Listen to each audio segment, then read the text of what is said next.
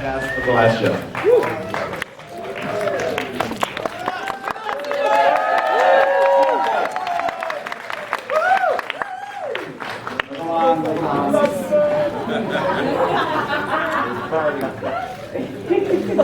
They'll be ejecting anybody who makes trouble, so that goes for John Boyega.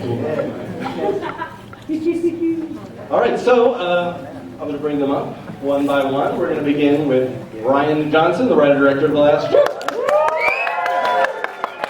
Mark Hamill, you know, Luke Skywalker. Adam Driver, Kylo Ren. Oscar Isaac, Poe Dameron. John Boyega, Finn. Tran, Laura Dern plays Admiral Holdo. Gleeson, General Hux. Christie as Captain Phasma. And Andy Serkis as himself. Welcome to the press conference, guys. Thank you all for being here, joining together in one place to talk about this movie, which you guys have seen, but they have not. We have a lot of questions for you. I'll begin with one that I hope you can all chime in on, and that's just the tone of this movie. This is a sequel to The Force Awakens, but it's also episode 7 in a series. So Rian, what would you say differentiates The Last Jedi from The Force Awakens, but also The Empire Strikes Back as a second chapter in a trilogy?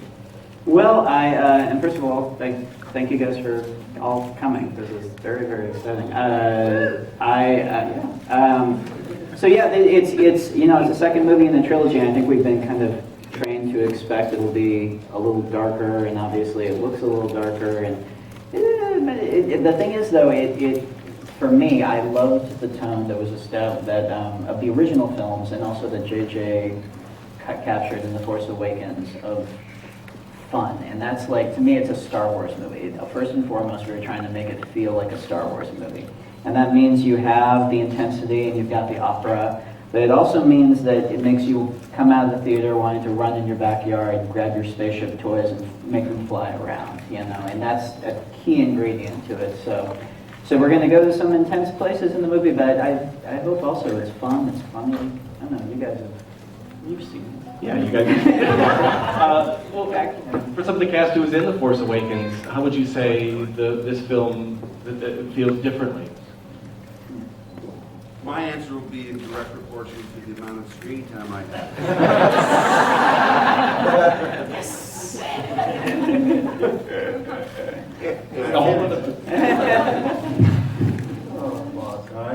John, how about you?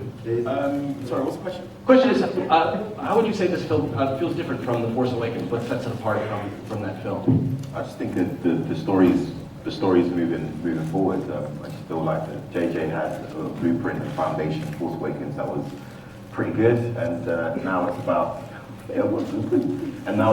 moving forward with the story and just challenging the characters. All the characters are under intense pressure, and so it's a time in which everyone has their own specific reckoning. It's all different. It's like a lot going on. I've only watched it once, and the first thing is that I want to watch it again because of the amount of information and history in it as well.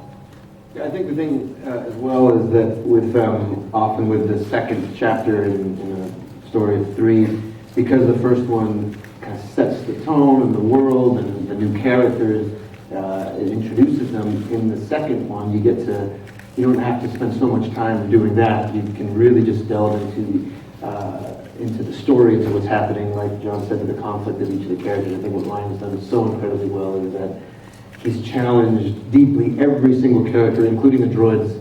With like the biggest challenges they've ever faced, and that's how you're able to really get to learn about them on all sides of the spectrum, from light to dark.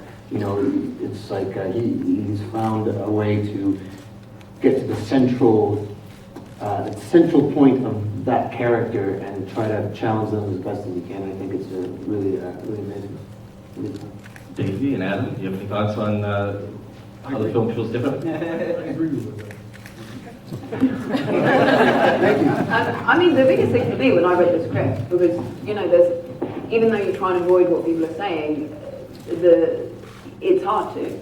And because people responded well to John and I as a team, I was a bit nervous about not being a team so much in this one.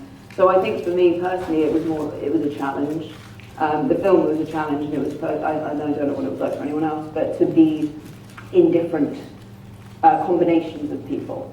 So in itself, we're already, we're in different situations, we're with different people that we are learning about, we're meeting for the first time. So yeah, that's what you're looking for. Let's hear from the bad guys. The bad kids always sit in the back.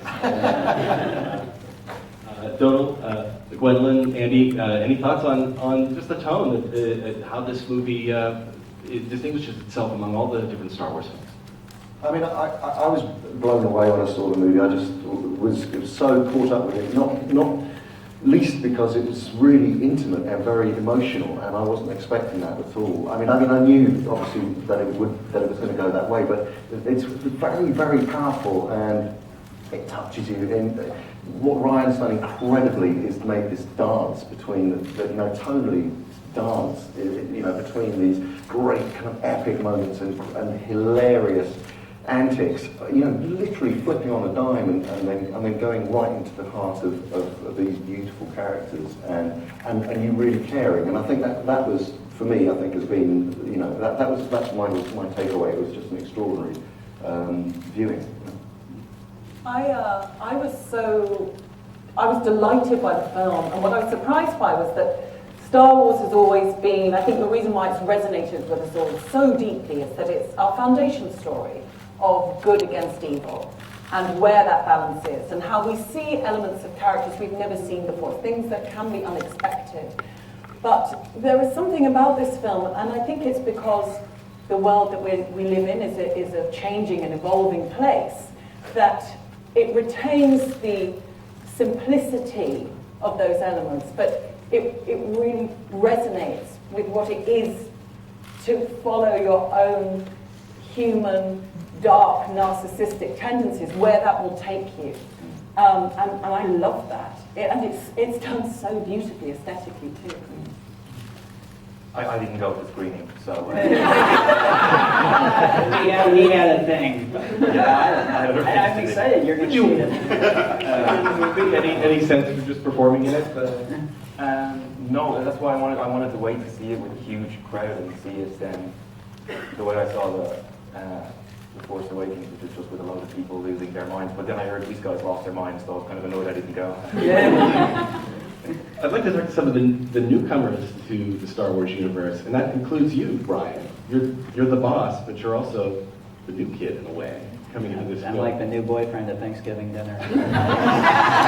Well, from what we don't know a whole lot about Admiral Holdo, but we know she's kind of the new boss. She's a new leader in the Resistance. Is there a little bit of you in Admiral Holdo?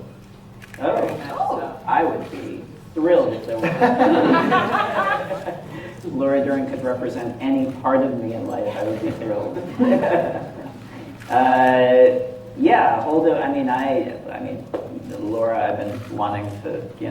It's a dream to get to work with her, and the character that she plays in all of its glorious purple-haired wonder is.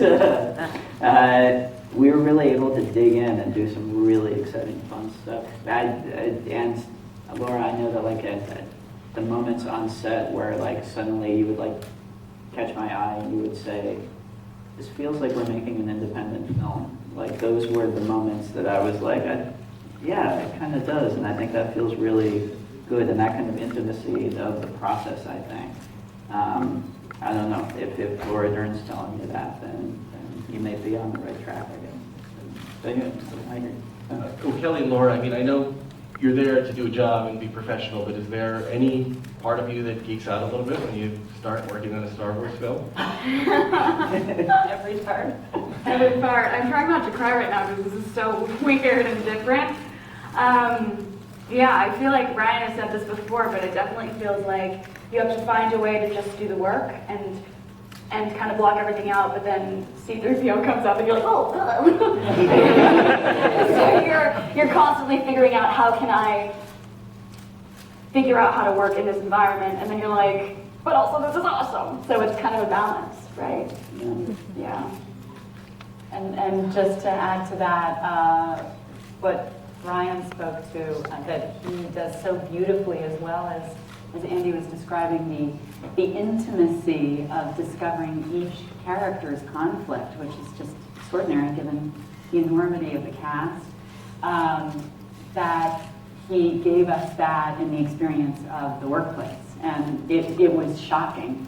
And Oscar and I always talked about just how stunned we were that we were in such a massive environment and did feel like we were, making a indie movie, and you were always encouraging us to try things and explore character and explore this duality of the light and the dark within characters. The movie speaks to so beautifully, not just that there are alternative universes, but that lies within, which seems to be the place that George Lucas first started, the mythology of that, and it's just so brilliant.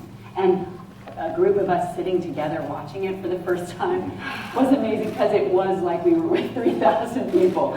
We were standing up, crying. You missed something.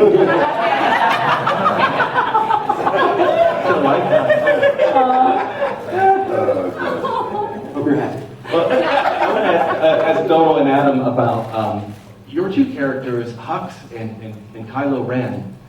Had a really interesting relationship in The Force Awakens that I understand is expanded on in this movie. We're still sort of place them against each other. They're allies, but not really. I wondered if you two could talk about their bond or lack thereof as we enter this film.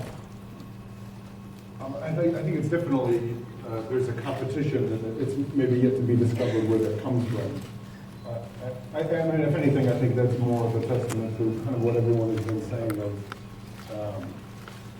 Ryan's inability to not mind a character in every moment, which seems like an obvious thing, but he doesn't. So he knows that spectacle, it won't mean anything if you don't care about anything that's going on, which again seems very obvious, but I think it's a really hard thing to balance with this many moving parts and the scale of something like this. So I love playing those scenes, especially with him, because he's a great actor, and there's nothing is kind of taken for granted where, this happens and it moves on. If anything, Ryan slows the pace, and there's not a moment that's taken for granted. It's always broken up into little pieces, and the story in our mind comes first before an explosion. Is there like a corollary in our world to the relationship that they have? That's dangerous water. Yeah, don't want to do it. I think that like rival co-workers or brothers. Oh, I see. I don't know. I think it's funny, there's just such a huge amount of drama going on in that group of people, but then also just a huge amount of bitchy infighting as well, which I think is really fun to see them kind of really hurt each other from the inside as well as from the outside. The united front thing is difficult for them sometimes. But it was just, I'm not good at it. So I think it's just a privilege to be in the film. Very good. I think we'll open it up then to the audience for some questions. And just raise your hand. We have some microphones that are going around. And I'll try to call on as many of you as we can get. There are lots of folks out there. Let's ask this gentleman right here with the goatee. Yeah. My question's from Mark Hamill.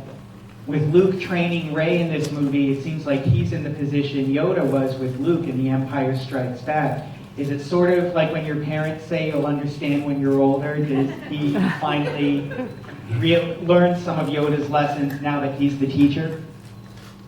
Well, you're assuming that I train Rey. Exactly. Sneaky. Do I? Sneaky. I know I have to be really careful. People say, was it difficult to pick up and wield a lightsaber again? And I go, do I? It's difficult acting in this movie. Am I in this movie? I can promise you my part is twice as big as it was. What's the Times Zero. Question there in the back. Richard in the R2D2 jacket. Old choice.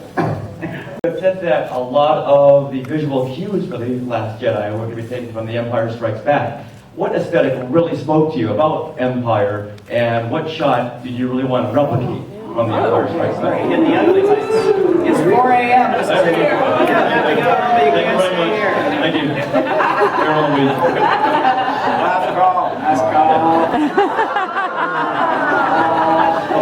So dramatic. So, once again, what about the visual cues from The Empire Strikes Back really spoke to you? Well, I mean, my cinematographer, Steve Yedlin, who I've been best friends with since I was 18 years old. We met in film school. And so to be standing next to each other on a Star Wars set was pretty surreal. But I think Empire is, I think it's just the most beautiful. All the films are beautiful. I think for my taste, I think the cinematography in Empire is the most gorgeous of the whole series.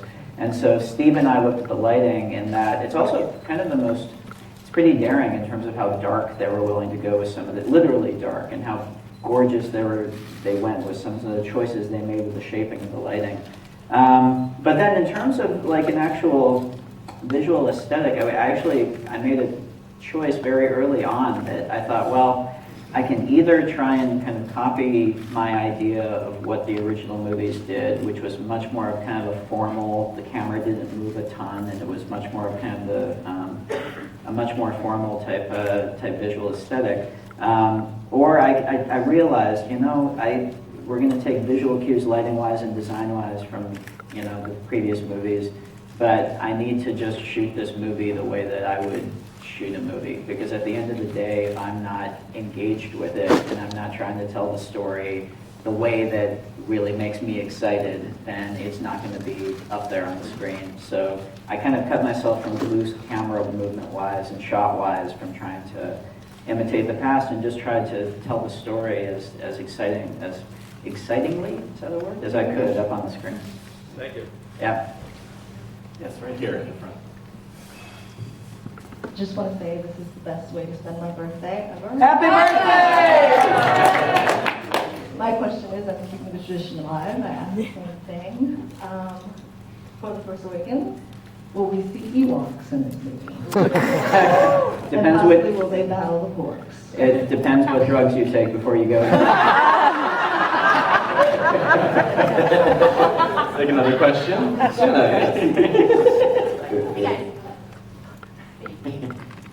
So there are way more female characters in this movie, certainly in the first 3 movies. That's going to mean a lot to little girls. I want to know what it means to you guys. I think, like, as a girl growing up in London, obviously I knew there was a disparity in films, but I wasn't so aware of it. Like, growing up in a liberal household, I was never really made to feel any one way. So when I when I got involved, I didn't really, I knew it was a big deal, but the response was so beyond anything I could have imagined that I'm still it was only afterwards that I was like, oh yeah. And it's not like I ever took it for granted or anything, but it was just so monumental, the response and how people felt about it. And obviously that's a testament to Kathy, JJ, Michael, Larry, everyone who's created the characters in the beginning. And I think what's great about everyone is it's not like she's a girl, this is a guy, this is anything. It's just great characters that happily are falling into broader categories now. So I'm thrilled. Yeah. Yeah, I agree. I think that it feels like both an honor and a responsibility at the same time. I feel like from the beginning, when I initially found out I got this role, I just felt like I wanted to do the whole thing justice. And I'm so excited that, guys, the girls in this movie kick some butt. Every single one is so good. And I can't wait for everyone to see it. I just want to pay tribute to Rian for being one of the most brilliantly subversive filmmakers I've ever been able to bear witness to. And in the case of the look of my character, I was moved by the fact that he really wanted her strength to first lead with a very deep femininity. and to see a powerful female character also be feminine is something that moves away from a stereotype that's sometimes perceived in strong female characters must be like the boys.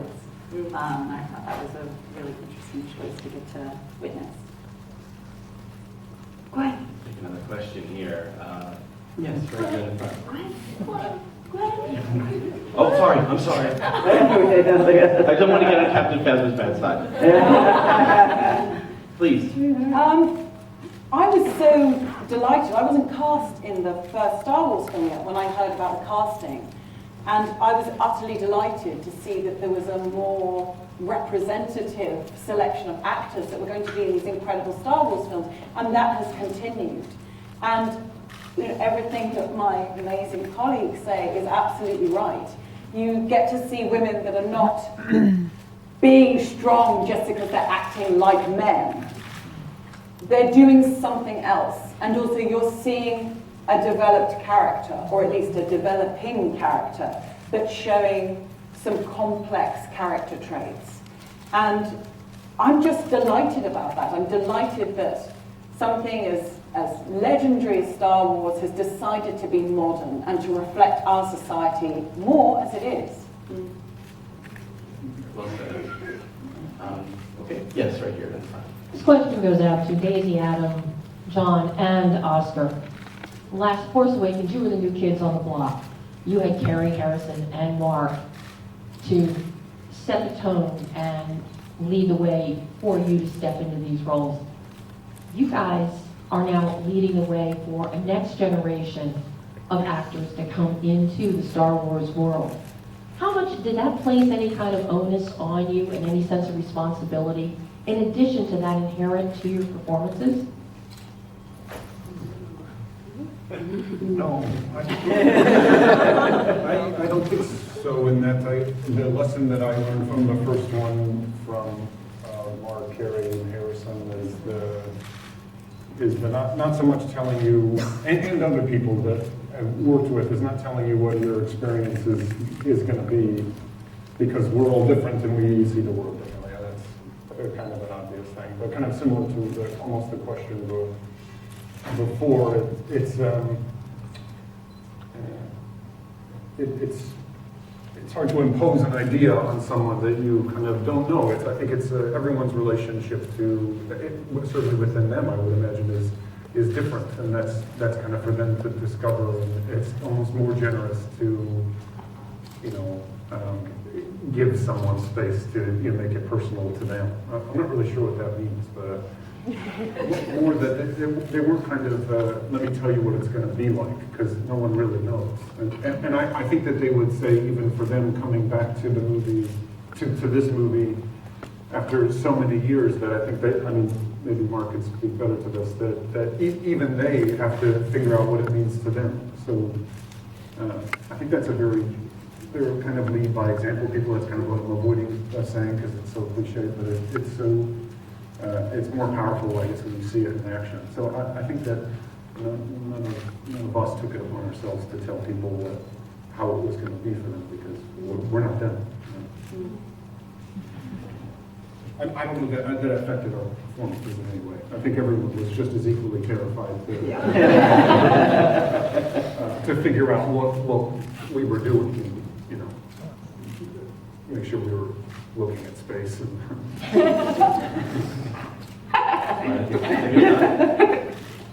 Any others?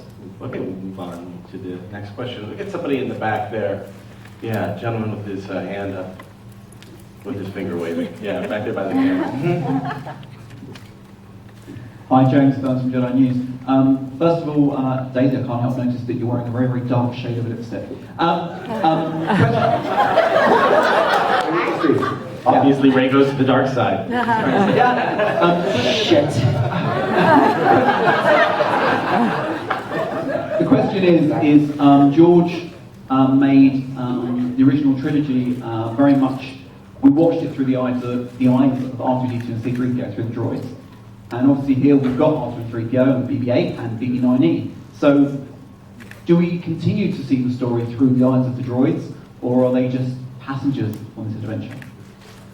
It's different, it was different in The Force Awakens, it's different in this also. We don't quite have so much the hidden fortress kind of worm's eye view of the story that we started with in those movies. And with this, different story, had different needs, and so we are much more kind of with our leads the whole time. I'll just quickly add, what I think is amazing about the film is that every character, I don't have a big film knowledge or anything, so I'm not like, oh, this is, so I never understood the structure of what the Star Wars was and what anyone was trying to fulfill, so just as me watching it. I think you really follow the story because you're with every character. Like everything you need to see is happening on screen. You're not seeing things happen off screen that have happened off screen. So people are asking questions on screen, they're getting answers on screen, they're having their adventure on screen. So you're with everyone every step of the way. So how the story's unfolding. And I think it makes for compassionate viewing because you're really understanding both sides, why people are doing the things they're doing, and how it's being fed from everywhere, and how things collide, and the consequences of people's actions, how they're directly affecting other people. All right, we'll take another question. There in the back, the woman had her hand up. Me? Right there, yes, you. Thank you so much. Hi, I'm Kathy with Bennett Mommy, and I am a huge Star Wars fan, and I believe every movie we walk away learning something. And in this particular one, what is it that we will be walking away learning? Again, I think that, again, I think that's a personal kind of thing. For probably some, that will be nothing.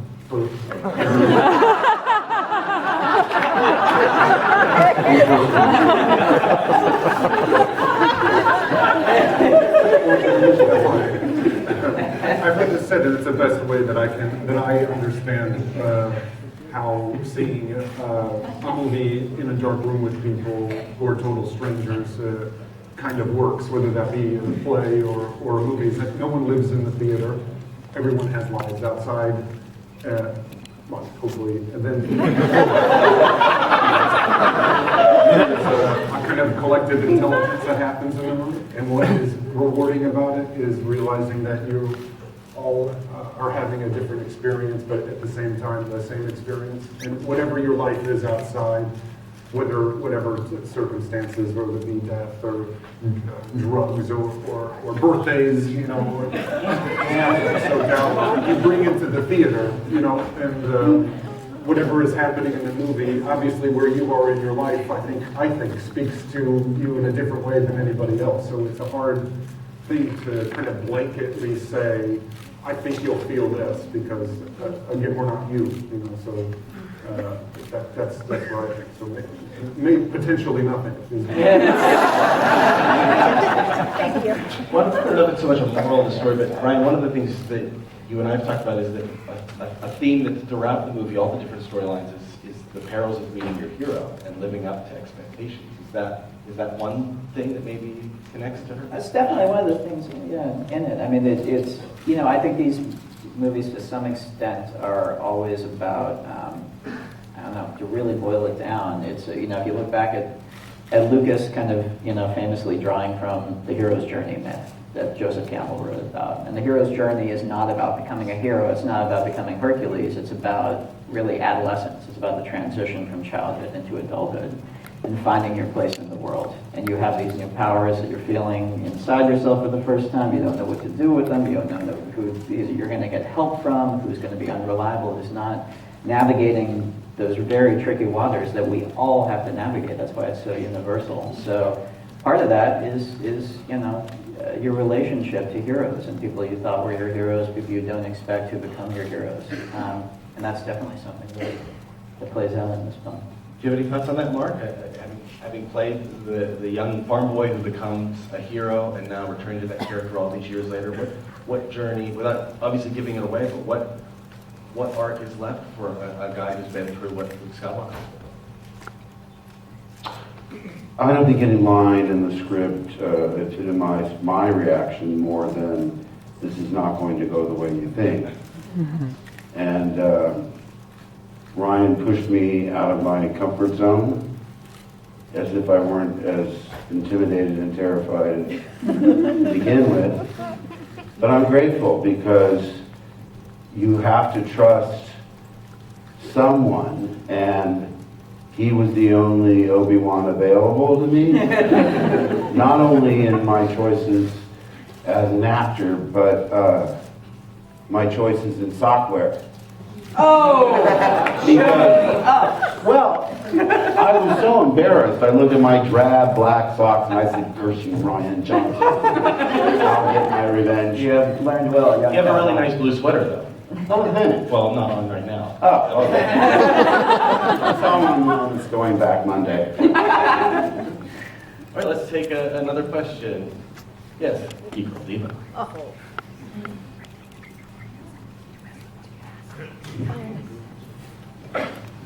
Hey there. So, Laura mentioned this a bit, talking about that you felt it was more of a, kind of an indie film sort of feel. And there's been a lot of questions, I'm just going to throw this to anyone, there's been a lot of conversation and questions about how this is like the other movies. And what I want to know is, how is it for you, how is it different than any of the other movies? It's longer.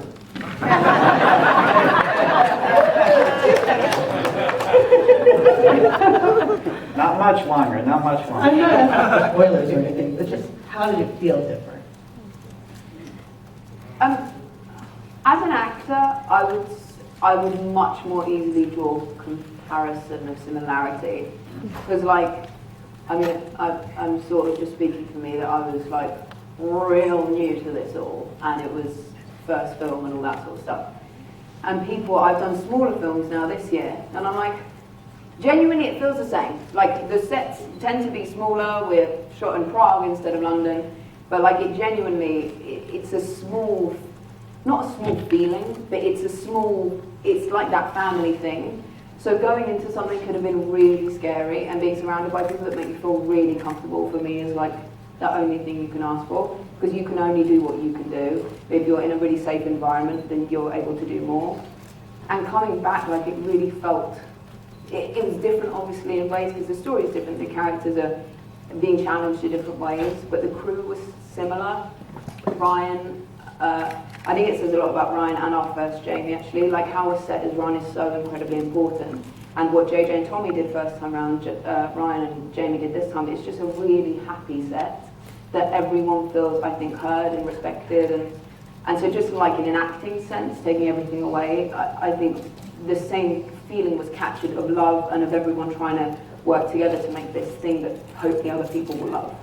So I think, to me, like in a more emotional way, I think it did feel more similar than different. Fantastic, thank you.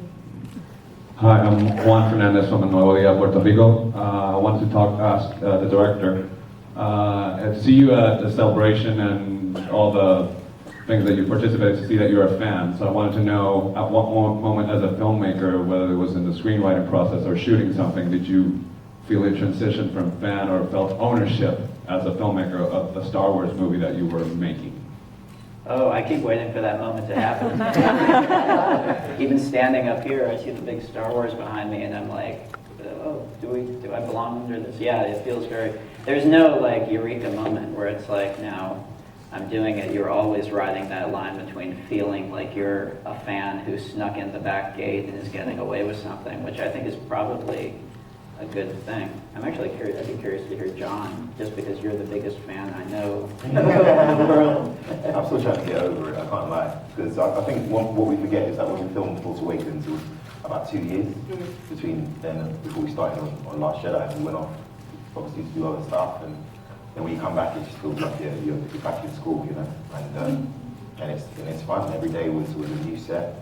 The practical effects, I think, like doubled on this movie. The sets were bigger, and it's always exciting and amazing. But as everybody has said, you still feel an intimacy when you're doing these scenes, you know, an independent with a big budget. Big ass, but. A big ass, but. Anyone else for them? I love, Oscar, how you describe described yesterday all of us watching the roll at the top as the lights went down. And even though all of us feel giddy that we're excited about being part of this, we suddenly you're an obsessed fan regardless. Yeah. That sounds great.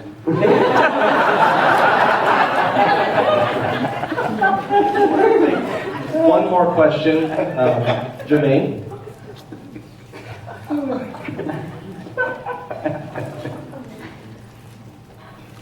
Hey everyone. Obviously the death of Han Solo is a huge moment in The Force Awakens, and I'm wondering how impactful is that, without spoiling anything, to the characters who knew him in the last movie and previous films? I think we're just keeping it moving, to be honest with you, man. It's true. The pressure's on, man. You know, there's no time. I think that's one thing that's unique to me about watching this movie was just the commentary on war. I think there hasn't been a Star Wars movie yet that has explored war in the way The Last Jedi does. It's very messy. The categorizing of good and evil is all mixed together. So, you know, in terms of Han, there's no, you know, I'm sure we all feel sentimental if someone wants to sit Rey down, but Rey's off training, she's got stuff to do. I've got a back injury, I've got stuff to do. I can't think about Han at the moment. He died. So. I think it's reverberating, but he's right. You know, whether it's a dire situation, it's critical. The resistance is on its last legs. You know, they're trying to survive. First Order's right on top of us. You know, everything is like war, where you got to just keep moving to try to survive. And so you feel, I think, the momentum of everything that happened in The Force Awakens just pushing and getting to a critical mass in this film. I will interject there, then, and I think this is the beauty of having storylines that are sort of happening in tandem and affecting each other. Because I would say that Rey, at least, is very much affected by it, and I think, like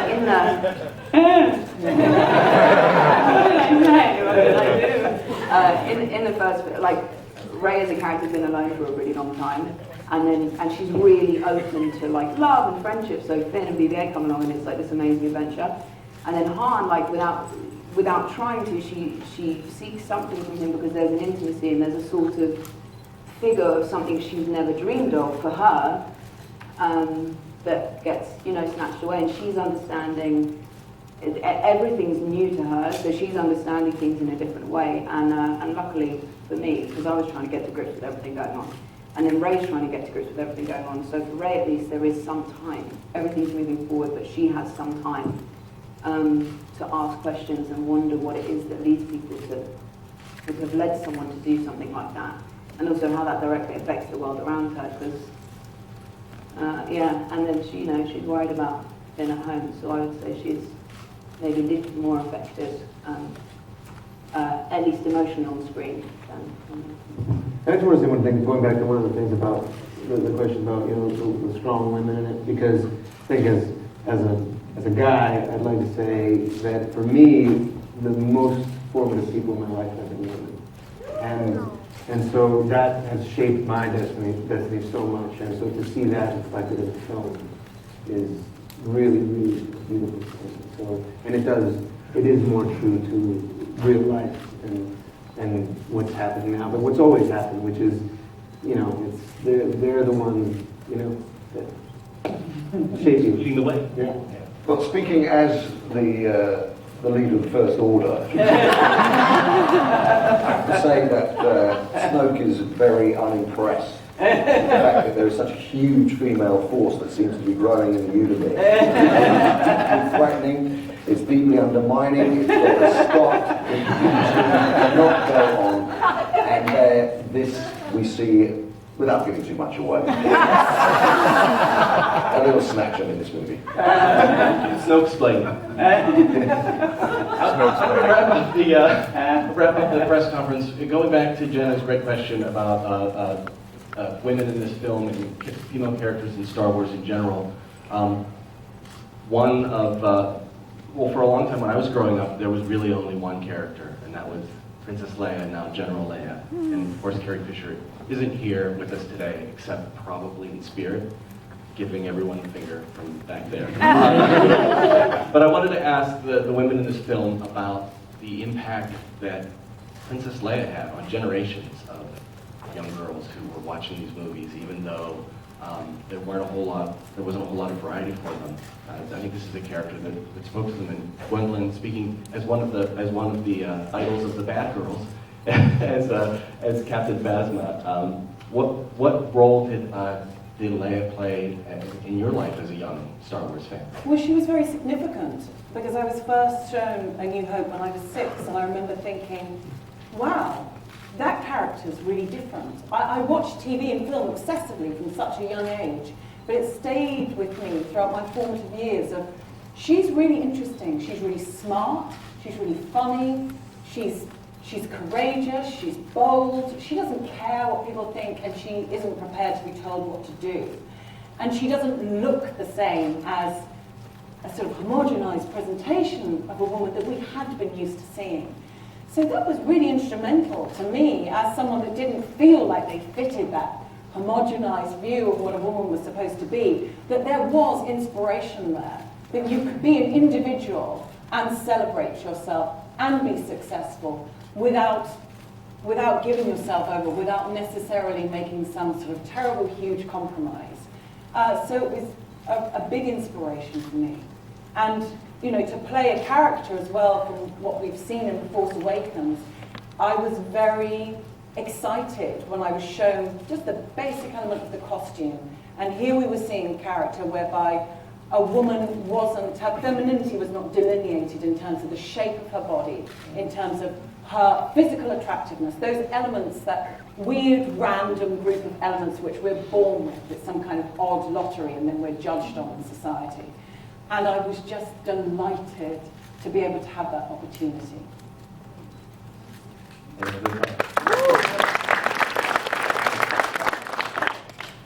Laura, how about